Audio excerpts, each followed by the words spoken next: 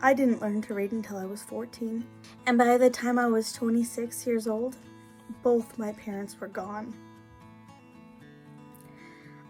I was just starting my own large family, and suddenly,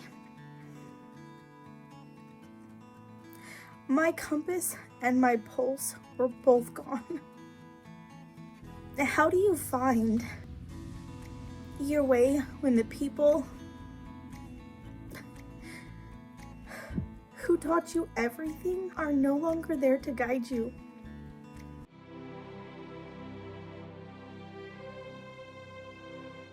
I am one of 11 children. There's 8 girls and 3 boys. Growing up at home wasn't just a house, it was a living classroom. We were homeschooled unschool style, which meant our education wasn't found in a pile of textbooks, but was built on the gospel of Jesus Christ of Latter-day Saints and a very real, very tangible work ethic. Our family life and my dad's herbal business were one and the same. We worked right alongside him, learning the trade as a family unit. My siblings and I were the hands helping him encapsulate, package, and ship those formulas. He didn't just tell us what to do, he always led by example.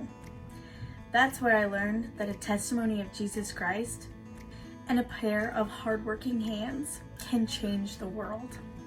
Today, that legacy has grown into 2 distinct paths.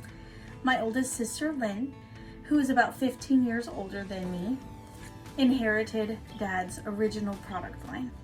Because of the age gap, she has always been more of a maternal figure in my life, and she has done a beautiful job preserving the foundation that my dad built.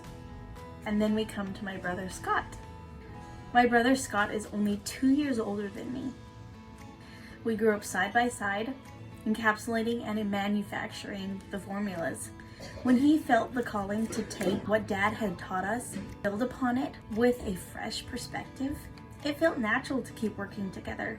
It's a beautiful thing to see how one man's life work can support different paths of healing.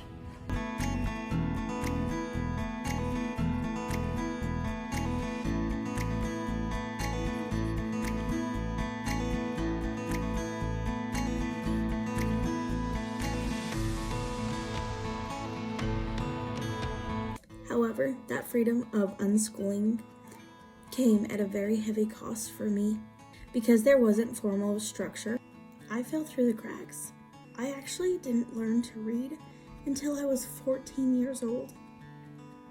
It was a really heavy burden to carry. And while my parents eventually decided we needed some more help and brought in a tutor, which was my aunt, to help tutor my 2 younger siblings and I, for about the last 4 years of my schooling education, that early struggle left a permanent mark on me. It taught me, while the Spirit is our guide, our children also need the practical tools of literacy to actually navigate and lead in this world.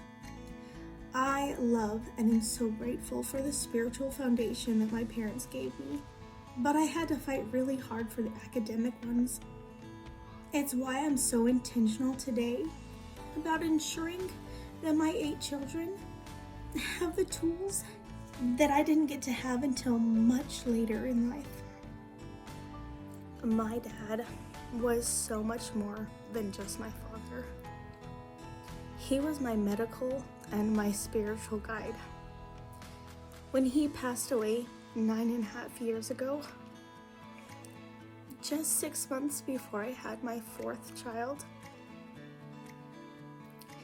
it felt like my compass had been shattered. I lost the man who could hear the things that I couldn't hear yet. In that darkness, I realized that the testimony that my dad helped me build was my true inheritance. I had to learn to tune on my own heart to the Spirit and become the steward for my children's health. And then almost exactly 2 years later, My mom passed away too. I was only 26 years old. And both my parents were gone.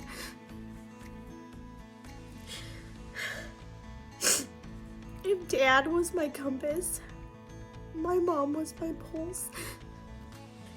I called her every single day, sometimes even twice a day, to go from that constant connection to total silence.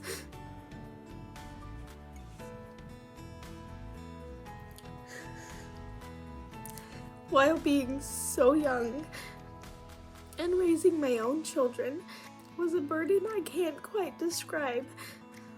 I lost the woman who taught me how to mother, just as I had lost the man who taught me how to heal. But even in the silence, I feel their strength. I see my dad's wisdom in the formulas that I give my kids. And I feel my mom's love in the way I nourish my 8 kids. Being a steward of my family means being incredibly intentional. Because of my own journey, I have never used unschooling with my kids. From the very beginning, I have been structured and deliberate. I remember sitting down with my oldest daughter to teach her to read, and I was honestly learning right alongside her, filling in my own gaps while building her foundation. Today, I use a more relaxed but still structured digital curriculum. It allows me to be a prepared mom who ensures my kids never feel the frustration I did.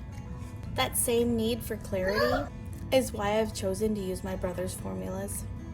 Growing up just 2 years apart, Scott and I have always been able to build a vision together. While I deeply respect Lynn's dedication to the original formulas, that 15-year age difference often meant that our dynamic stayed in that older sister, younger sister dynamic. I felt more like a salesperson for her than a partner. But with Scott, the journey is a collaboration. He values my perspective.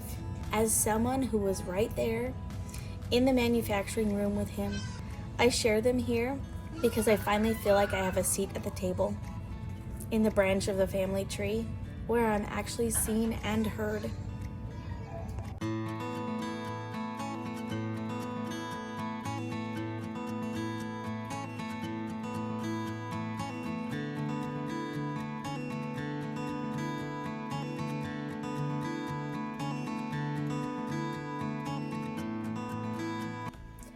Looking back on these photos, I'm reminded legacy isn't just what we build through us. It's been a journey of repairing my own education and finding my own voice in our family legacy. But I honestly wouldn't change a thing because I've learned so much in my life.